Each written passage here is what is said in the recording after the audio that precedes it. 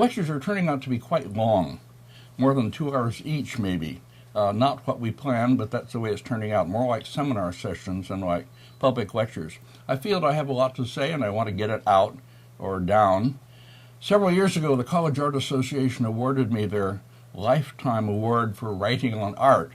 Now they'll have to make up a new presentation, especially for me, called the Seems Like a Lifetime Award for Prolonged Talking About Art. But since by the time you hear this and see me saying it, it'll be out of my hands and into yours, you can fast forward, you can do whatever you want to, turn off the sound. The point is that the full-length version will be there for people who want to take the time and trouble to watch it and listen to it. And this late life purpose of mine will have been fulfilled, that is. Well, this lecture will be a bit shorter than the first, maybe, I hope, because although it's about the art of a long period, the Han Dynasty, there still isn't much real painting from the Han Dynasty to show. I'll show what there is and some other kinds of pictorial art, stone engravings especially, although there's a lot more that I'm not talking about. A word before I go on history. Just before the Han Dynasty, there's the short Qin Dynasty, under the famous first emperor of the Qin. I think most of you know about him. He's the one for whom the terracotta army I showed some of in the first lecture was made. He unified China for the first time with conquests in 221 BC. But the Qin, as I say, was short-lived and succeeded by the first great unified, long-lasting dynasty of China, that is the Han. The Chinese later call themselves the Han people after this, actually. Han is 207 BC to AD 220, with an interregnum AD 9 to 25 in the middle. The early part of this is called the Western Han, the later part of the Eastern Han. This is after the location of the capitals. Okay, I bring back this picture of Sherman Lee's delegation in 1973, on which I went along, to relate something about how we were able to photograph certain of the things of which I'm showing slides, including the wonderful picture of the shamaness and the dragon and phoenix that I showed at the end of the last lecture, painting from a tomb near Changsha, and also the painting I'm going to begin with this lecture, which is a more famous painting, a so-called Fei, or famous Fei flying garment. Okay, what happened was this. The person in the upper left here, in the picture, this group picture, smiling, glasses, upper left anyway, is Tom Chase. Tom Chase is not an art historian, he was a scientist, and he was the head of the Freer Gallery's technical laboratory. He was a successor to John Gettens, who founded the laboratory. Gettens, while I was there actually, he came to work at the Freer and persuaded them, he persuaded them first to build the laboratory and then came to work in it to be the first occupier of that post. It was based on a famous technical laboratory that had been in existence at the Fogg Museum at Harvard and had made remarkable discoveries about the materials and various facts about artworks and how to conserve them, and about pigments and paper and all the rest. Okay, Gettens thought, and he thought very rightly, the same kind of thing could be done at the Freer Gallery if there were a technical laboratory there. So he proposed and he persuaded John Pope to establish such a laboratory. Okay, Tom Chase, seen here, was the successor to Gettens, and came along on this first delegation to China in 1973. Well, the point is that when we were in Beijing, we were saying things at the Palace Museum, and Tom Chase persuaded our hosts, to let us go to the Palace Museum's conservation buildings, where they remounted and did various conservation work on the objects before they were exhibited. So we did, and we spent one remarkable day. I could describe it at great length. It was not only paintings, it was a lot of other quite wonderful things that we were able to see. But we went into the painting conservation rooms, and there on a table were several paintings, but one of them was this painting of the shamaness and the dragon and phoenix. And we asked them, can we photograph this? And the people there were the mounters, not technicians or whatever, or not high-ranking people. The mounters had no objection at all. Said, sure, go ahead, they said. So we wildly went ahead and made lots of details from the paintings. And then we walked into another room, and there hanging on a drying board was the famous fei, flying garment. And we had seen copies of this, replicas of it in museums and exhibition outside. And we asked in some wonderment, is this the real thing? And they said, oh yes, this is the original one. So again, we went wild with our cameras and flashes, making pictures of the fei, and brought back the first details, the first detailed pictures, and the first original slides from our trip. It was one of many extraordinary things that we were able to bring back. In the same restoration laboratory, by the way, was a famous hand scroll, the Qingming Shanghetu Spring Festival on the River, which we had asked to see and had been told we couldn't see it because it was being remounted. But here it was, and again, we asked them, can we look at it? Can we photograph it? And, oh, just yes. So they rolled it out at full length on the mounter's table, which is quite long, and we went wild with our cameras and flashes. I remember I shot 55 slides from that one hand scroll in the space of just about nothing. Here we have the last slides that I showed in the first lecture, at the end of the previous lecture, that is. We had finally arrived at looking at a real painting in real slides made from the original.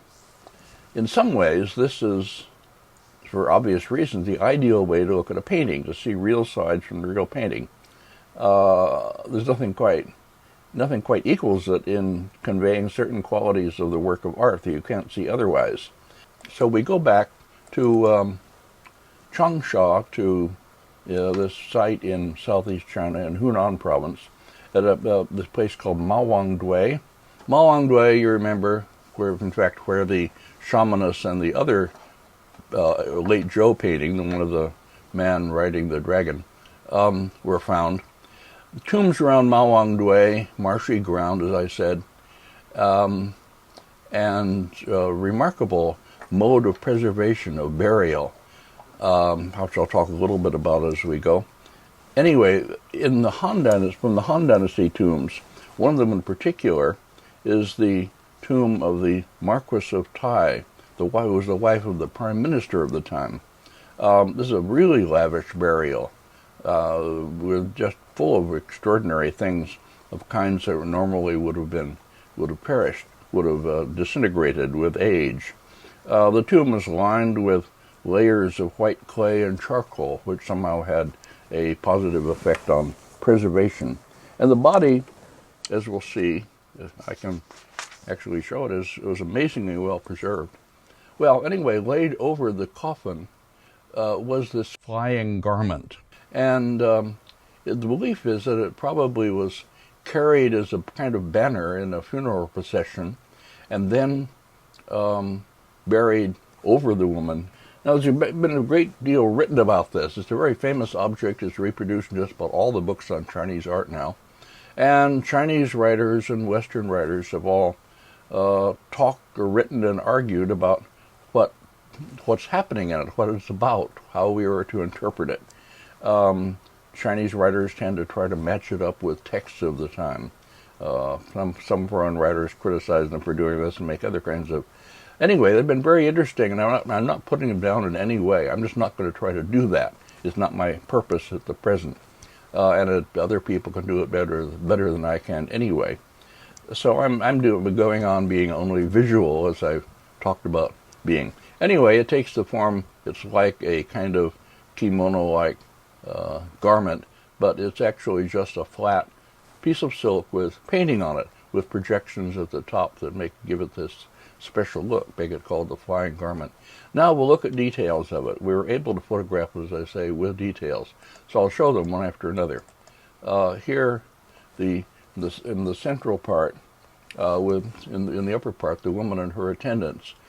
One thing everybody pretty much agrees on is that it shows her entering into the afterlife and into the upper world. The upper part of it represents this upper world with the sun and moon. I'll show that in a minute. And the lower part, her real life, the life she is now leaving. And here you see her leaning on a cane with two people in front who are presumably emissaries from the next life who are welcoming her. And behind her, several of her attendants standing overlapping one another. And they're standing on a base, white painted with a design. We have a detail of that, so let me give you the detail here. Next slide, the detail. You see her robe is painted with a very rich design, which must reflect or must transmit her real robe. Something of her age is is conveyed in her leaning on the cane and in her general posture. She wears some kind of hair ornament, gold hair ornament maybe, of a kind that we know of. The rich red color on her sleeve and on her neck. Anyway, and shown in strict profile, but very recognizable. The amazing thing is that the woman herself, the actual body, next slide please, was preserved. The upper part of this slide shows the open coffin, and she was wrapped in layers and layers and layers of silk, tied as you see. And when they took her out of all this, she was well enough preserved that she was actually rather limber. They could bend the joints. They were able to do an autopsy and find out what she had died from and what she had eaten for her last meal, and so on. And a lot of things about her. It's really quite extraordinary. But what I'm bringing this on to say is that the excavators made the extraordinary observation that the picture of the woman in the tomb matches quite closely the woman herself. Okay. Well, this is certainly the only case in pre-modern art history where you can match up the woman against the original against the portrait. She is still to be seen, I'm told, or at least when last I heard, pickled in formaldehyde in a glass case in the museum in Changsha. Apparently quite well preserved. I haven't heard anything recently, but she was. This is in contrast to poor Chairman Mao, who was similarly pickled in the Mao Mausoleum in Tiananmen Square in Beijing. He apparently didn't hold up so well, and I think they had to take him away or something. Anyway, both of them were pickled and put on view, much anticipating Damien Hirst and his shark and sheep. A dumb idea. Anyway, okay, well, that's beside the point. Now, going on with the fei, with the flying garment, another detail from that. Next slide. Now, here is the sun in the upper part, upper right of the fei, and the sun is occupied by a raven, as it is in Chinese mythology. And down below, you see a whole series of other suns. These are the additional suns that were in the sky for a time and were burning up the earth. So the earth was about to perish from burning up until a famous mythical archer shot down all the ones they didn't need, all but one, leaving only the single sun, and thereby saving the earth. Okay, and around them is a whole series of mythical creatures, dragons and serpents and tigers and so on, making up a rich design. Next slide, please. Down in the central part, really quite extraordinary tangle or design of intertwined serpents and dragons and creatures of all kinds, and two harpy-like bird creatures with female heads below, and long, anyway, you see it all, and an extraordinarily intricate intertwining. Besides that, what is not ordinarily noticed is that the scales on these creatures are, some of them, touched up with white to make them stand out, to make them come closer, really. And in fact, as you follow a serpent, like this gray one, from one part to another, you see this white touch highlighting, I guess you'd call it, lighter and darker, which makes it kind of undulate, move in and out, as if rising and falling from the surface. And this is true also of the jade B disc here, which is the thing that they are coiling through. Okay, quite amazing. Now let's go on to the next one. Next, please. Here we go. This is below the woman, and represents, let's say, the underworld and also sort of real life, so to speak. Now, Max Lohr, who writes about this painting, of course, in his book on Chinese painting, ends his paragraph on the painting by writing this, quote, "The conquest of the third dimension, depth, was yet to come," end quote. Well, yes, that's the way it looks. And it looks from the reproduction, which is probably all that Max had to look at. But if we get it in close again, and see things that Max Lohr was not able to see from these slides from the original, we see a lot of other things. Things like the undulations of the dragons, which I was showing in the previous slide, produced by the kind of rhythmic variations in the white used on the scales. And of course, all that overlapping. Jerome Silbergeld, in his book, Chinese Painting Style, has a good reproduction of this painting and discusses it very intelligently and definitely on the right track, which is generally true of Jerome. And he points out ways in which it isn't simply flat. He says, for instance, this support figure down here, seen right in the middle of the present slide, red, holding up the thing with the whatever floor on which other things rest, that he is represented with his upper arms as if foreshortened, as if reaching out, in other words. That's a good observation. And I, however, am going to talk more about the section just above that. Here we go. Here's a really close-up, detailed slide, seeing things that, as I say, you'd never be able to see even in the original, in the case. And taking advantage of the special technical super whatever sharpness of photography. Okay, here is what seems to be a kind of funerary sacrifice, whatever, going on, probably in the deceased woman's home, let's say, before her death or after her death, let's say. Anyway, it's unclear. I'm not trying interpretation, but I'm saying I'm really talking about it visually. Now, what we have here is really quite extraordinary, if we start really looking seriously. As you see, there's a group of bronze vessels lined up in the foreground, to the front, very big, and two Hu vessels with designs on them at the left, one very much like the other, and then three tripods, bronze tripods, without the designs drawn on them, but drawn exactly like tripods of that period looked. And what is quite extraordinary is that the tripod at the left of the three is drawn in rather heavier line, as you see, and the one next to it and behind it drawn in very light line. Now this creates an effect of one thing being nearer and the other further. In later times, we'll see a device called atmospheric perspective, by which further things are drawn lighter and paler and vaguer, so as to suggest the intervention of atmosphere or fog or whatever between the near and the far. Okay, this is a very effective device visually.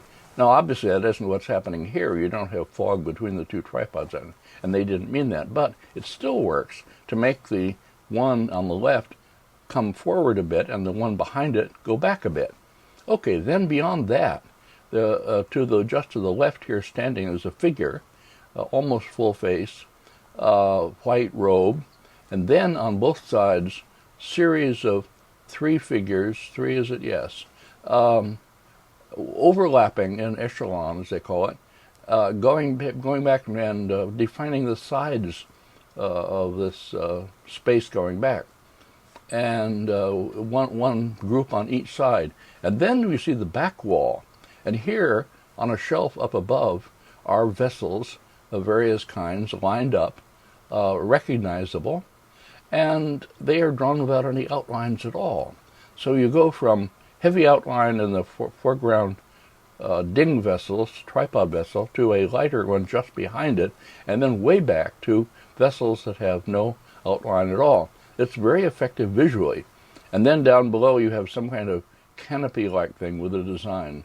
A new book by Wu Hong, The Art of the Yellow Springs, Understanding Chinese Tombs, of which he kindly sent me a copy, on page 131 contains this passage, quote, "Some scholars have identified this object, which rests on a low stand and has a patterned surface, as Lady Di's coffin.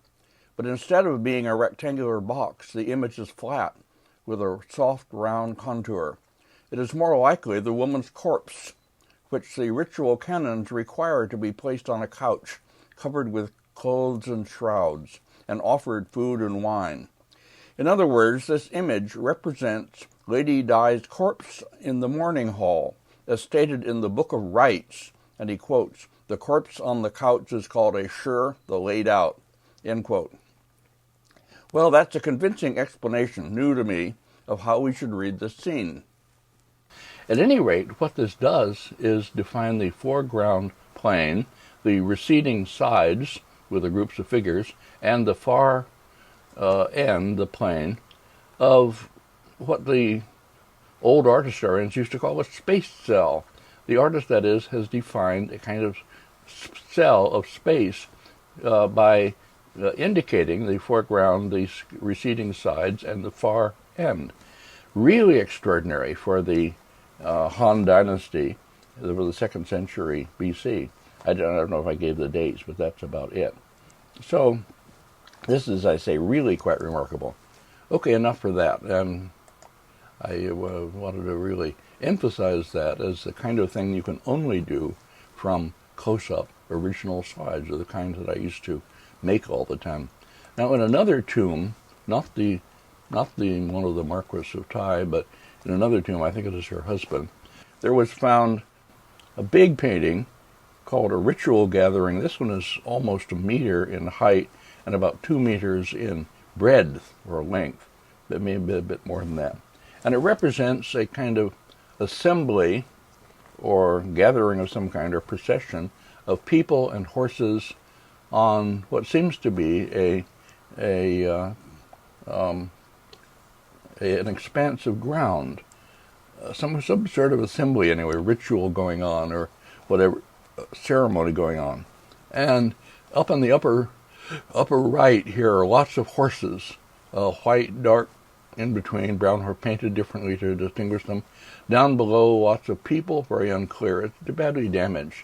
And this I know only from reproductions. I've never seen the original, and I don't have any slides from the original.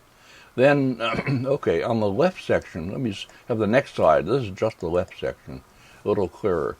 In the very middle here is a drum, suspended drum on a stand, of the kind we saw one of them in bronze design back in the last lecture, with people on both sides beating on the drum. So some kind of ritual music is being played, or ritual, whatever. And then in the upper left corner, still closer going in, the next slide here. This is again from a reproduction, but it's very clear, and you can pretty much see what's going on in spite of all the damage. Okay, we are seeing the upper part of a receding plane, as though, as I said, all the objects and people are being represented on some kind of ground plane that goes back into space. And here in the upper right, you see a diagonal, some kind of path or whatever it may be, which emphasizes this plane, helps to define the ground. Now, the groups of people, there are two main groups of tall people, men. The foreground, the one in the below, is nearer to us, and the one at the top facing outward is further from us. So it's as though we are looking down on these groups of people and seeing the nearer ones lower and the upper ones higher. This is a very important convention for Chinese painting. It'll be continued throughout Chinese painting. We used to say up equals back. What is above is behind. But in fact, although that's true, as though we're looking down on the plane and the people, as we'd have to do to see it this way, they are not represented as seen from above. They are represented as seen straight on.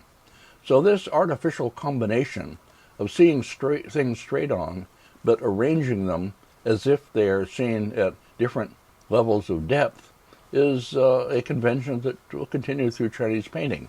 Between the two, all facing to the right and all wearing identical robes, are a series of smaller figures looking like they must be officials of some kind, maybe carrying something. Something is red with the design. As I say, we have no idea what's going on. And then a larger figure over on the right, upper right now, who looks a little bit like the woman in the tomb, a more important figure anyway. Okay, that again is a detail that gives us some insight into the mode of representing space and depth that was being developed already in the Han Dynasty. We go on to other kinds of objects. That's about all the painting we have, or there is more, but I'm not showing it. It's a painting that shows people doing exercises of a kind of like Tai Chi Chuan, and other kinds of paintings shown in the tomb, but they're not of special interest to us. Well, from the Han sites in the northern part of China, we don't have any such paintings on silk or other perishable materials. They don't survive in the conditions there as they do down at Changsha. Burial conditions weren't right for their preservation. But we do have a lot of tomb art, huge amounts in fact. The huge number of tombs in China means that you scarcely can dig anywhere without finding one. And if you're building roads or excavating for the foundations for buildings or whatever, you find the tombs. And if you're responsible and doing the right thing, you stop and call in the archaeologists to come and dig up the tombs and do the excavation before you go on. Doesn't always happen, but ideally it should. And the Chinese, on the whole, have done very, very well in that. There was a great archaeological institute in Beijing, led by a famous archaeologist named Xiao Nai. And people from there were sent out to various provincial places where excavation was going on and where tombs might be found, to be there to check, to try to salvage and map and so on, do all the proper archaeological things. Okay, enough of that. Anyway, the point is that huge numbers of objects are found. Tomb figurines were buried with the deceased. Figurines and also objects to, so to speak, furnish the tomb, substituting for the things that this person enjoyed or would like to have enjoyed during lifetime. The standing figure is a wooden tomb figurine from one of the Mawangdui tombs at Changsha. And next, please. Here are two ceramic figurines, Han period, from another tomb in the north. Very expressive, fine little sculptures, as many of these are. In the Han Dynasty, they are ceramic, typically, painted often, as this one is, which I'll talk about in a minute. The tomb figurines in the Changsha tombs were made of wood. They're quite wonderful in their own way as sculptures. I didn't show them. I'm not really talking about this. These are called mingqi. Mingqi means literally something like objects for the afterlife. And they just make up a huge category through most of the periods of Chinese history and Chinese art. One could write a book on mingqi. It'd be quite interesting, actually. They're varied enough. In later times, they are glazed ceramics, the great Tang horses, for instance. I'm not going to be talking about them because they don't really fall into the category of the subjects of these lectures. Okay, what we're looking at here is a house, or rather a granary, a building that is a mingqi ceramic replica or miniature of a building. And as you see, it has a roof and it's actually a box, probably something in it. And you see the windows represented and the eaves and so on painted on the surface.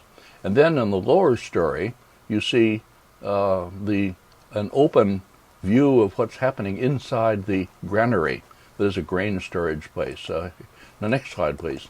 Here's the close-up of this lower part of the tomb house. On the left, you see figures, the landlord and some whatever merchant or official or something measuring grain or arguing or talking anyway. Then down below, two people seated or kneeling and measuring grain, and up above sacks, some kind of containers of grain anyway. Then off to the right, you see a ladder going up into the upper story, and in the lower right, which I'll be showing a detail of in a minute, a group of sheep.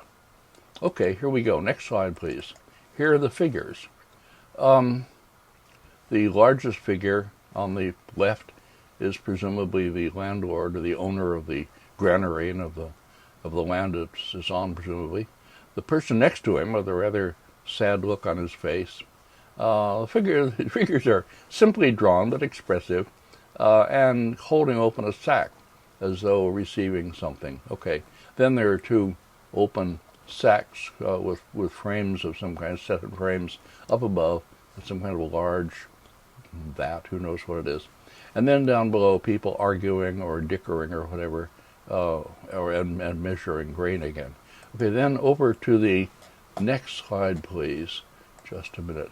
Yeah, to the right of this, at the other end of this lower section, here we have a group of sheep, or more properly, goats, which is really quite extraordinary. And I made this detail simply in order to be able to make this point in talking about them. This is not at all the kind of painting that we used to argue was the only kind possible in the Han Dynasty, before all these things came to light, and we were able to talk from these original materials, and we had only very limited things to discuss. We would say that the Han people, dealt in silhouettes and in ideal images in which you would imagine a horse and then trace the outline of the horse and have a flat silhouette horse and so forth, all that. Well, it's not that at all. It's not what they're doing. Instead, the artist here has made a kind of very quick impression with quickly drawn lines, calligraphic, if you will, although he's not really trying to show off his calligraphy here. And even the heads are not really defined individually.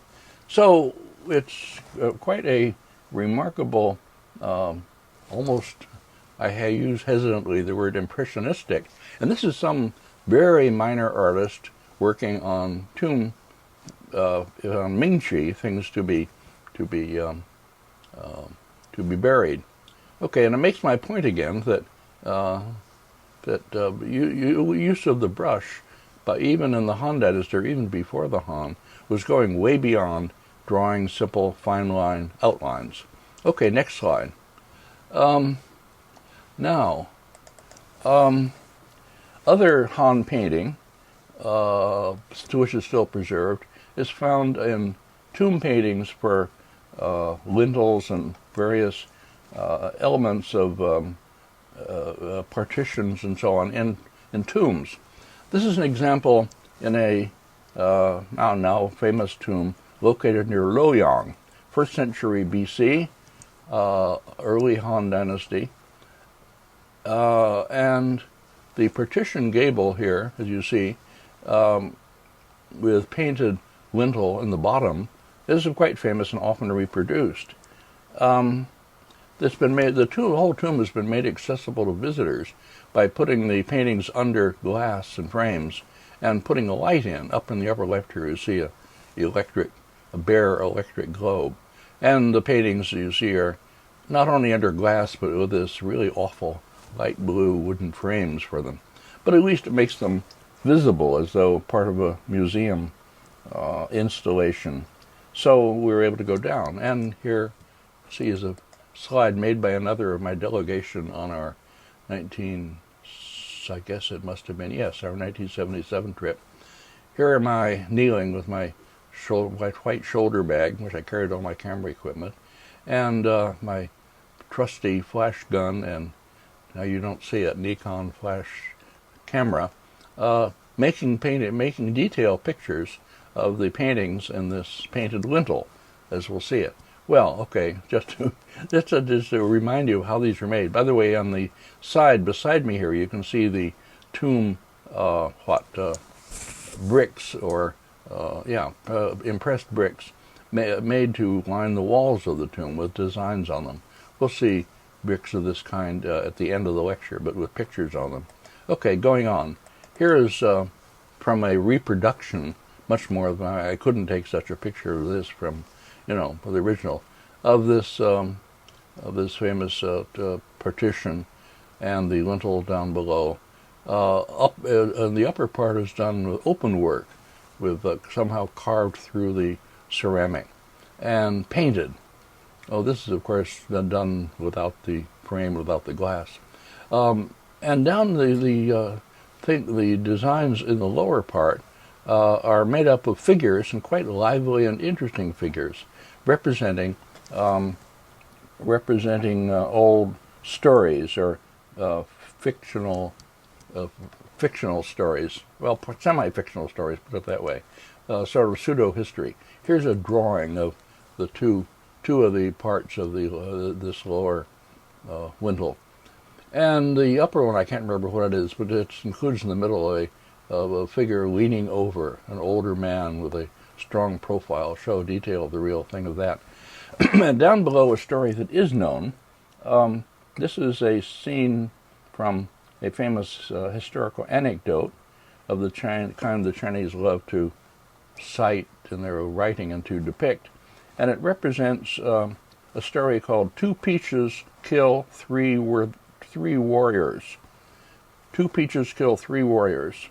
This is reproduced in various books and discussed there anyway. It's a story from the late Zhou period.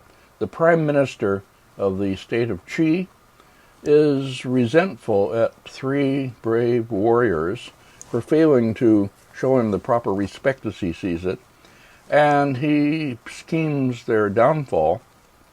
He suggests to the Duke that he send them two peaches, with the suggestion that they divide these according to their personal merits, which of course they can't do. They consider themselves equal as warriors, and peaches are not easily dividable, as you know. And anyway, the story goes on, and the outcome is quite complex, but it ends with the death of all three of them. Two of them kill each other, do that, or one commit suicide anyway. They're honorable people, but they can't resolve this question of which two of them get the peaches. And then the third is forced to commit suicide. So they all end up being killed anyway. Now here is a next slide. Here's a detail of that old man leaning over that I showed. Very expressive. The face, much larger than real life, with a bright painted mouth and eyebrows and eye and so on. And the two hands, quite expressive, reaching out in front of him as if sort of cupping something. I don't know what the story is in this case, I can't remember. But very expressive gestures.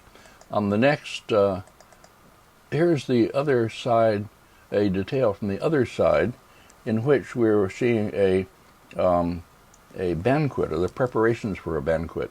And we see a charcoal brazier, some kind of stove thing here in the center, and somebody holding over it a piece of meat on a skewer, roasting it. I don't know what the figures off to the left are doing, I don't remember.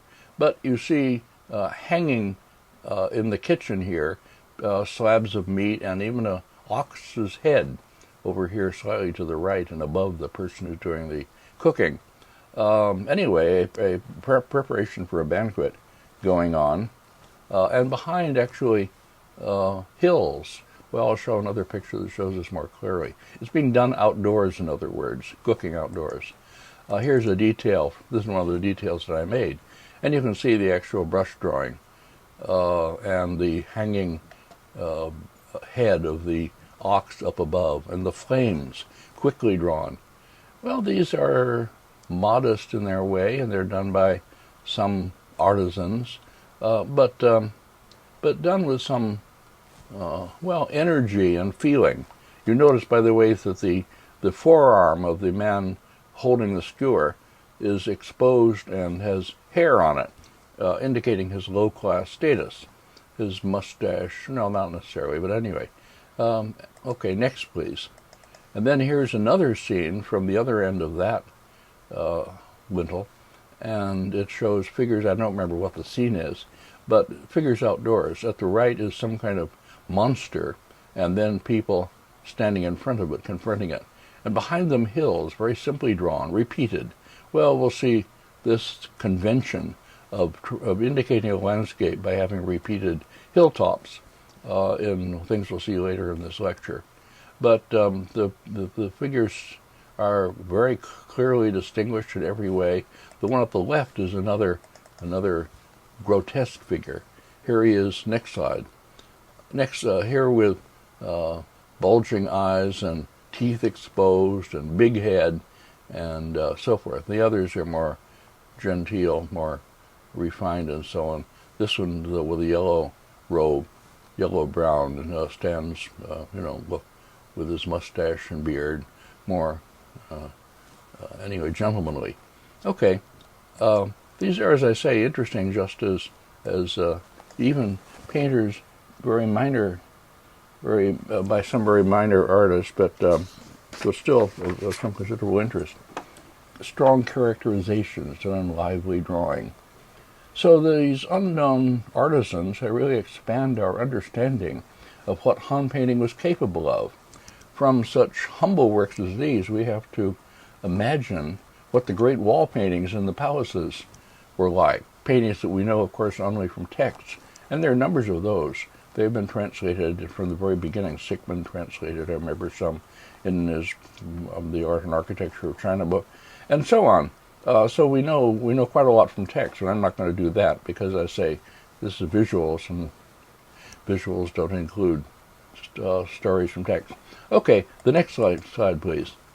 In the Boston Museum of Fine Arts is another set of hollow clay tiles that originally made up this kind of partition and lintel in a tomb near Luoyang, reportedly. And it represents probably people who have come to view an animal fight, a bear fight.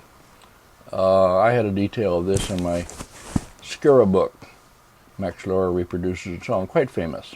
And you can see it in the Boston Museum of Fine Arts under glass. The subjects, I say, seems to be people who have come to be entertained at a bear fight. We'll see the bear in a minute. Here are a group of gentlemen standing, confronting each other, paired. The two at the left, particularly interesting, and they're the people I'll show later. I had in my Skira book. Anyway, the artist, the painter, pairs the figures to interrelate them to make space between them. And the two at the right, for instance, are definitely one further back, one nearer. And the space between them is very clear.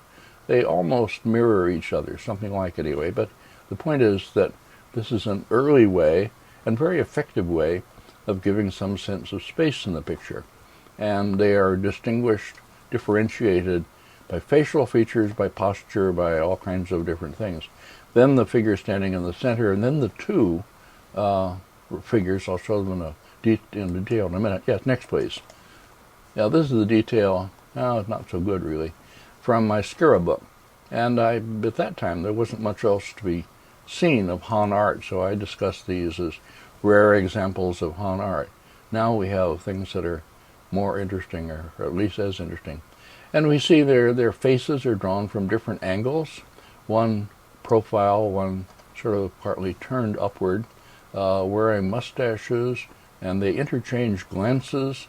One of them makes a gesture toward the other, and so on. They interrelate in various interesting ways. So it's a fairly sophisticated art already. The next, please. Now we go on to an object which used to be very prominent in all discussions of Han art. I suppose it still should be. It's not exciting exactly, but it's important anyway. This is the famous lacquer painted basket found at Lolong in North Korea. Lolong, not Loyang, which is down in northern China, but Lolong. It's up near present-day Pyongyang in North Korea. The lacquer, the box was not made there. A lot of things made in Chinese factories and sites were taken far away to Han colonies. And Han had colonies and sort of widespread. And they can somehow often be identified by inscriptions on them that tell the name of the maker and where it came from and so on. Anyway, this is a Chinese object. We don't know where it was made, but found in Lolong. It's still there. People have seen it. It's still in a museum there. And it's a woven basket and with paintings on it on the panel, which is revealed when you take the top off and so on.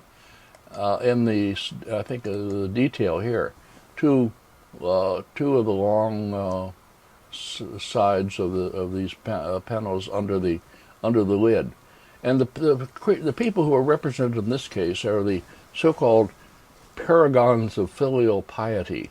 Paragons meaning people who were exemplary or behaved in exemplary ways toward their parents or grandparents. Filial piety was that, being filial, being like a proper son. This, of course, was very important in the Confucian system. The Confucian system emphasized a very strong society, well-organized, stable, made up of clear relationships between people in various ranks. And the son was filial toward his father, the wife behaved in a wifely way toward her husband, the subject toward the ruler, the younger toward the aged, and so on. And if everybody played their proper roles and acted properly within this system, the system was stable and prosperous in principle, at least. So, okay, Confucian texts and Confucian painting is made up in some considerable part of designs of this kind. Now, we'll see others of them as we go on. Sometimes also they represent heroes from history and so on. These are identified by written names beside them. This is in lacquer, you understand, painted lacquer. We saw some painted lacquer in the previous lecture, and I talked about how it's a very stable material which can be well preserved. Okay, various stories, which I could go on about the stories, but I won't. The guy down below in the lower right is feeding his old father rice, which is already chewed himself to make it more easy to swallow and digest. And you have a screen behind one of them here in the upper left. There are a few objects in the picture, but mostly they are paired with each other, like the figures in the Boston tile we were just looking at, in lively poses that have something to do with the narrative content. Mostly figures are seen in profile or three-quarter view. See, next please. Here, the end of the basket, figure in the center is seen full face, but that's rare in Han art. Typically, they avoided that and show them, well, one seen from the back with his head turned and so on. There are also figures of famous ministers and warriors, whatever, occupying other panels on the basket. Well, as I say, there's a lot of moralizing going on in Han art. It's unclear how much attention people paid to this, but in principle, they were supposed to see them and be swayed by them, to see the figures and be inspired to emulate, to imitate their virtues. So the painting in this sense had a moral purpose, as a lot of painting in Han was supposed to have. This is all discussed in all the discussions of Han art from Lawrence Sickman's onward. A similar lacquer-painted box, by the way, from an excavation in China is reproduced and discussed by Wu Hong in the 3,000 Years book, page 20. Okay, I'm leaving out here, although a proper course in Chinese art would have to spend time on them, the many engraved stones with pictorial designs, slabs of stone, that we have from the Han Dynasty. They make up an important part of Han art. For some people, even the most important part. Notably those from the Wu family shrines, the Wuliangzi in Shandong province in northeast China, mid-2nd century A.D. These are extremely important. Great projects, symposia, books have been devoted to them. Various theories about them. Wu Hong read a whole book on them. Here are slides of them. Rubbings from the end wall of one of them, with the Queen Mother of the West, Shi Wang Mu, at the top, and various scenes below. The other one depicts the battle on the bridge, a scene from legend or pseudo-history. As you can see, the pictures resemble the late Zhou bronze design, such as the design on the Yanning's Hu that we saw, in showing figures flat and mostly in profile, arranged on ground lines and so forth. That is to say, they're very old-fashioned. Originally, they were painted with designs on the surface, so they were not quite so flat as this, but still. Change, please. Here's another, showing the archer Yi shooting down the ravens in the sun, a story you know already. It's highly formal, as I say, deliberately old-fashioned, not using the more developed pictorial styles that are already available in the period. Why they're in this style is a matter too complex to take up here. Interesting, but not for us. Okay. Next two slides, please. The same is true loosely of lots of stamped tomb tiles from the north. These are from around Luoyang, with designs of figures and so on. Here are the archer and the birds in the tree again. The right one, by the way, is a rubbing. I'll talk about what a rubbing is a bit later. The left one is the original tiles. The next, please. Two slides. Two more groups, real tiles on the left and rubbing on the right. The figures are elongated, some of them, as you see, like German expressionist figures. One might think of Lionel Feininger, for instance. They're interesting, but again, not displaying the furthest development, pictorial development in late Han art toward integrated pictures, especially in landscape, which is what mainly interests us. For those, we need to go elsewhere. Well, they are highly formalized, maybe deliberately archaistic, but not really so much to our point. More to the purpose for our point are a series of, here we go, a series of tomb tiles, next please, yes, found in southeast China and Sichuan, southwest China, southwest province of Sichuan, and it's with these that I'll end this lecture on Han art. They're found generally in the Sichuan area, and they're tomb tiles of the kind I showed in a picture of a tomb, the one in which I was seen myself. Some of them have, most of them have figural designs, some of them landscape designs you'll see. Some of these are reproduced in the various books we have. They're found generally in the vicinity of Chengdu, the great city in Sichuan, and they date to the latter part of the Han period, maybe the 2nd century A.D. And they seem to represent a tradition of relatively realistic, relaxed representations, which may have been stronger down there in this relatively provincial place. Not so provincial, it's pretty sophisticated. But at any rate, not really the center of this center of Chinese administration and so on. And they're quite different, for instance, if you compare them with these engraved stone slabs in Shandong, as I was talking about, which are more or less contemporary, but which are highly formalized and unrealistic. These, for my purpose, are much more interesting.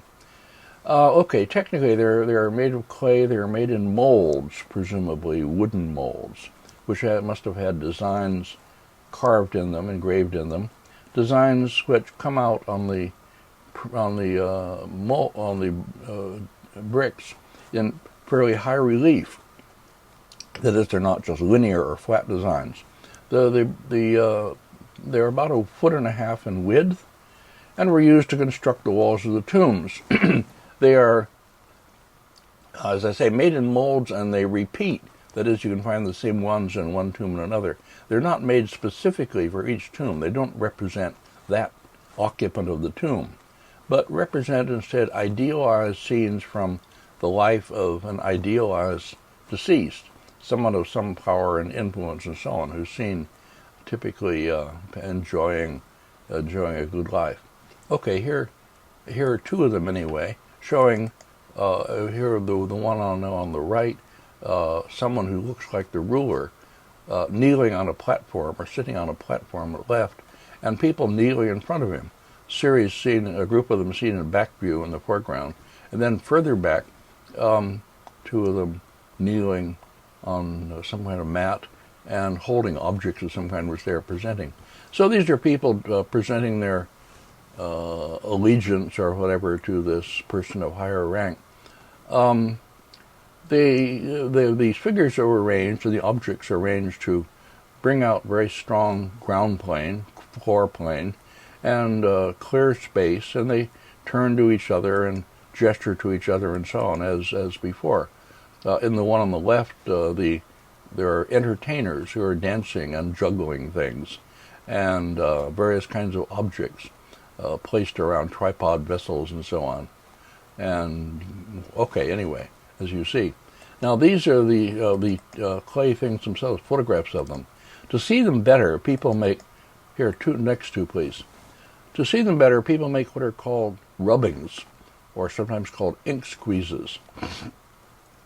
We'll see a lot of those as we go along, because it's the best way to see certain kinds of relief designs or engraved or molded designs in Chinese art.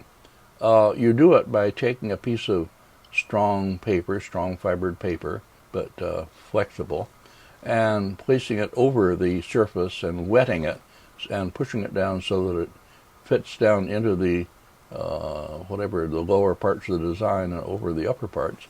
And then you make the rubbing by taking a pad with ink and patting it on the surface so that the raised parts come out black or dark, and the recessed parts are lighter. And so you end up with a very good image, much more visible typically than the thing itself. And rubbings are made, well, they're made particularly of inscriptions.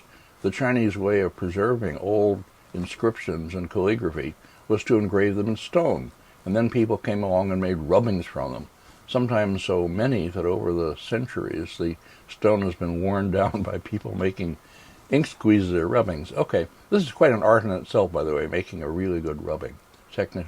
Okay, here is another scene in which the ruler and his consort and attendants, and the one on the left, he's playing an instrument, the so-called chin, which is they call it a zither. It's better translated as zither. And it's a little bit like the Chinese koto, the Japanese koto, but softer, very soft instrument, if you've heard it played. Anyway, it's the instrument for the cultivated man or woman to play. And here is a real chin, an old one, archaeologically recovered. And next please. Here are wooden tomb figurines from Changsha tombs, 3 of them playing miniature chins. And down below, people presenting something. Okay, and in the other one, next to it, people bowing down to a ruler in some, what appears to be outdoor setting. Okay, anyway, these are rubbings. Here are 2 more outdoor scenes, the real tile on the right, or rubbing on the left. The left one is the scene of an estate on which grain is being hauled by pounding devices operated by humans stepping on and off them. At the right, somebody dumping grain into a holder of some kind. A low building behind.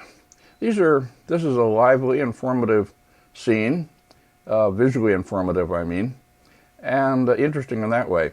The one at the right is even more interesting in a way. It's spatially an elaborate picture of part of a complex of buildings, courtyards surrounded by walls. At the left is a watchtower, and in the upper right we see 2 men in an open building. But the drawing of the walls is especially interesting. The horizontal wall on the front, the bottom that is, and above it, are drawn upright. The front one has a gate in it. The 2 walls at the sides, right and left, running vertically, are shown just by their tops, as if you're looking down on them. But the one running up the center, a bit diagonally, so that it's seen from an angle, is foreshortened. And that's interesting. Architectural drawing is not our theme, but it's worthwhile noting it all the same. It's another technical advance in visually truthful representation of objects in space, and in that sense another step in our style historical account, which I'm trying to make. I put beside this tile a photo of a Chinese courtyard house taken from a nearby tower or pagoda, showing how visually true the depiction of walls on the tile are. The watchtower at the left and the building at the upper right, to be sure, are seen only from a very slight elevation, almost purely straight on. And likewise, the figures are seen as if straight on. This is a convention, the standard Chinese convention by which things located at whatever distance are seen as if straight on, not from above. On the other hand, the walls are, as you see, the walls are as observed, quite remarkably. Those running horizontally are somewhat foreshortened. The one running vertically at the far right is seen only as a roof, and the one running diagonally up the middle is seen quite a bit foreshortened, much foreshortened. And this is exactly as we see the walls in the photograph. I should add that some stimulus for the practice of foreshortening in pictorial art was coming in from the west into Han China. There was an article I read recently by a Chinese scholar named Miao Zhe.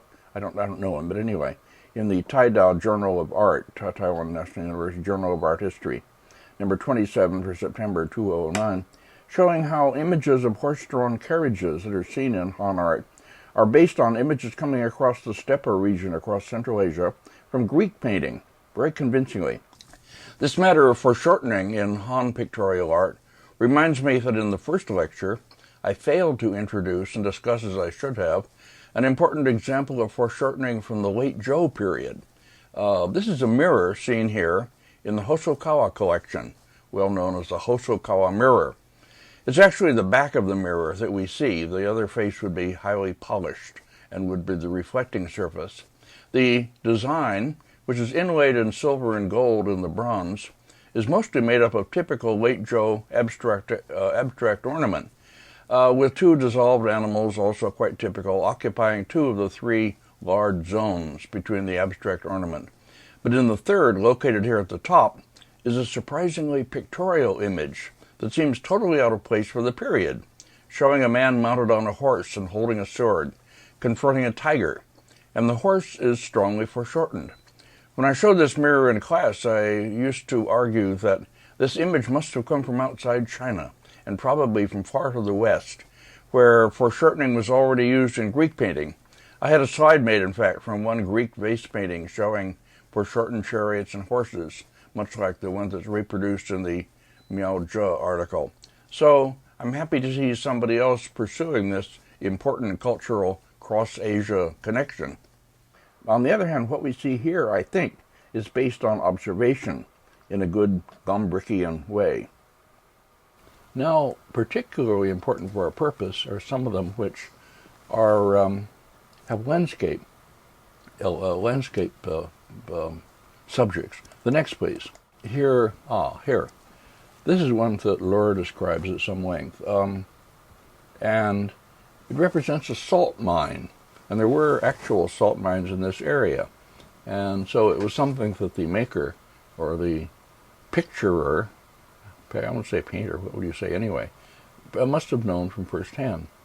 Down in the lower left, you see a kind of scaffold, and people hauling up on ropes, hauling up buckets of brine. What they did was pump hot water down into the mine to dissolve the salt down there, and then would haul the brine up on buckets, in buckets. And then you see people carrying it across a kind of bridge, carrying on their backs. And then down in the right corner, the lower right, the proper saltery where the brine is boiled in big vats to drive out the water and to get the salt. So at any rate, here's the whole industry of the salt mine represented in this simple tile. But also behind a lot of other things. It's another case of a landscape made by simply repeating peaks of a certain shape. A little bit altered, but not very much, mostly just repeated.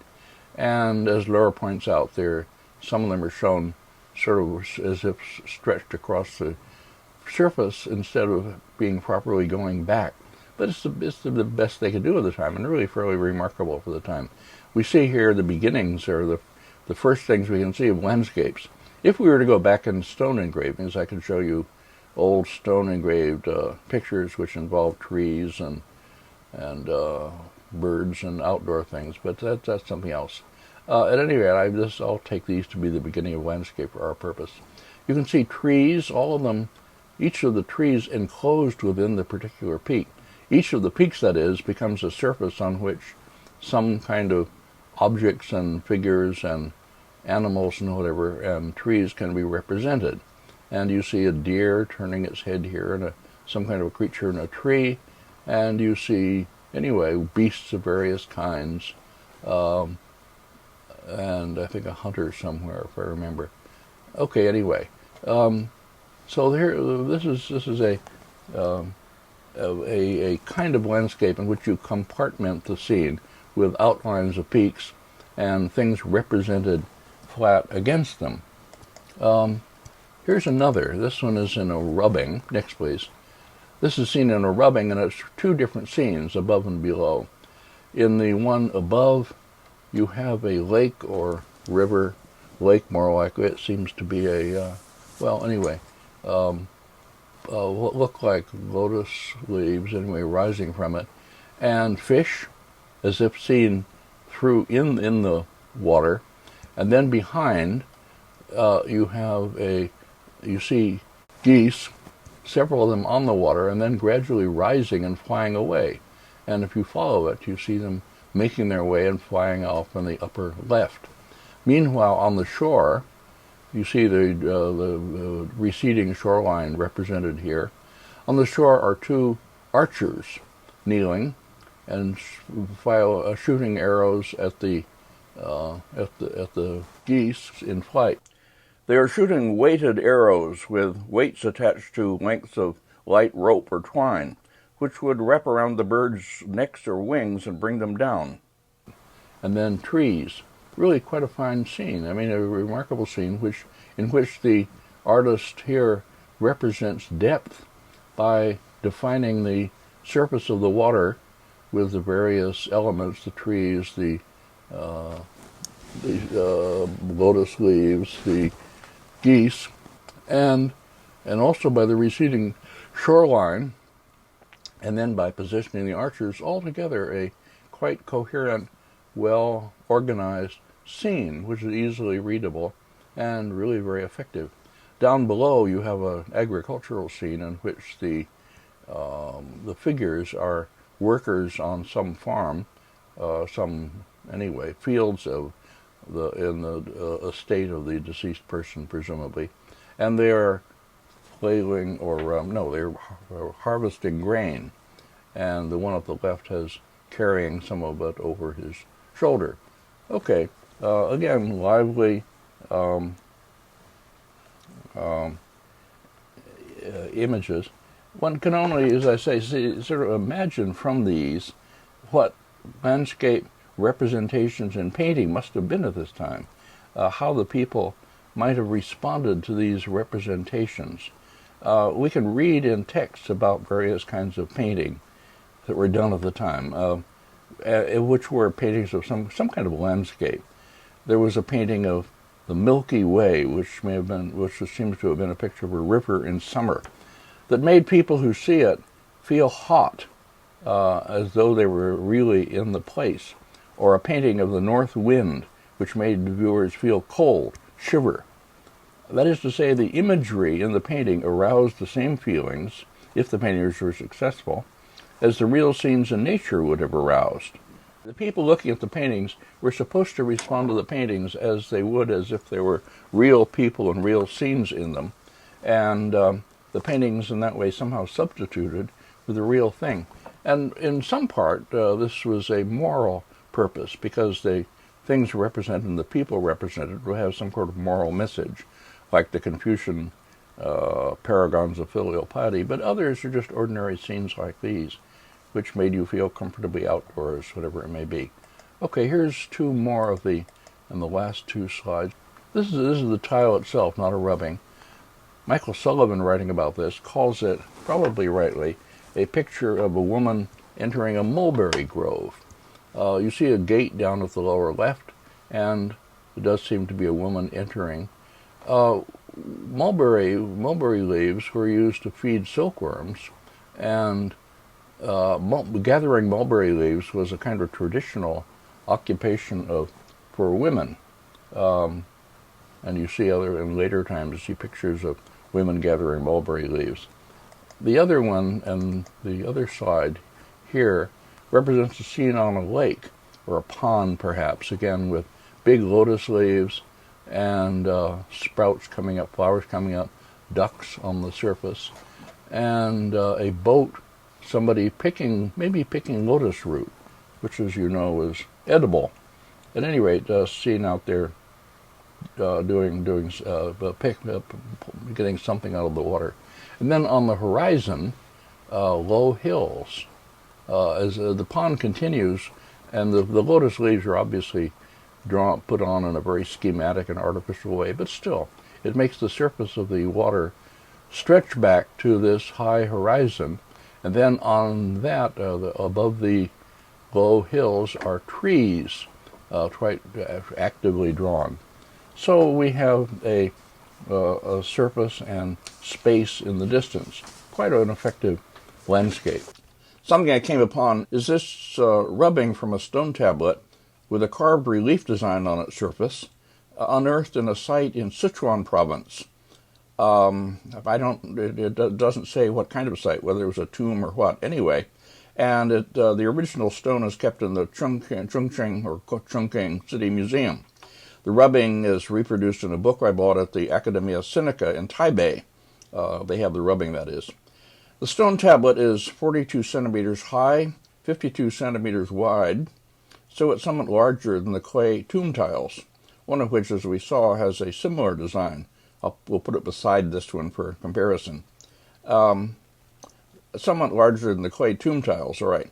The figures are larger on the stone image and more prominent, and we see two of them in the upper right against a mountain peak shooting crossbows at animals. The resemblance between this and the tomb tile suggests that a popular subject of this kind could have a kind of standard image that could be repeated in different media, probably painting to start with, and then these other media taken from paintings, or pictures anyway. That's pretty interesting in itself. It will be true for later periods also, when we'll see, for instance, in one of the coming lectures, more or less the same composition, a Taoist retreat reachable through a cave-like entrance in the mountains, in a hanging scroll that was found in a 10th century tomb, in a print in a late Ming book dating to 1604, and in a small painting of somewhat later date. These are interesting examples of what I called in the title of one of my articles, the prevalence of type images, a feature of Chinese pictorial art that hasn't received enough attention. We'll see other examples as we go on. Okay, this is all for now in the way of pictures, and they take us well into the beginnings of our main subject, which is the development of landscape imagery in China. And I'll continue in the next lecture with the period after the fall of Han. And there we'll see two hen scrolls, or horizontal scrolls, ascribed to a particular individual artist for the first time, an artist named Gu Kaizhi. And I'll begin to talk about individual style and art theory and criticism and all these big matters. One of the hen scrolls we'll see will be seen in three versions, that is, three copies after a presumed original, I will argue, and questions of dating and how close the copy is to the presumed original. Questions like these will be raised and discussed. And these will make up a major theme throughout the rest of the series. In other words, I'll be talking a lot about just how we are to understand this particular painting. Sometimes we have to say, we can't really date this painting effectively, but we can say that it appears to be a relatively faithful copy after an original of such and such a date, or maybe even an original by such and such a master. No, normally not that, but yeah, at least in the tradition of so-and-so. Or we say this is a schoolwork that preserves only certain broad features of the original style, but heavily transformed or debased and so forth. Well, there's no use talking about all this in principle, I guess. I can only demonstrate how it works, or how I think it should be done, with lots of examples. And I'll be doing this in all the lectures that follow. If you want to read my thoughts and beliefs on these problems spelled out at greater length and with more precision than I can manage in these recorded lectures, you go to my website, which is simply jamescahill.info, I-N-F-O, and click on the section called CLP, Cahill Lectures and Papers, the series under Writings of James Cahill, and there, the long list of numbers that'll scroll down below, you click on and read, if you want to, numbers 45 and 188. 45 and 188. I'm like some kind of radio announcer on a commercial saying phone the number on your screen. I'm not putting it on the screen, but anyway. And you're supposed to rush off and find a pencil and paper and write it down. Anyway, these lectures or something like them, outlines of them will be on my website, I guess, in some way.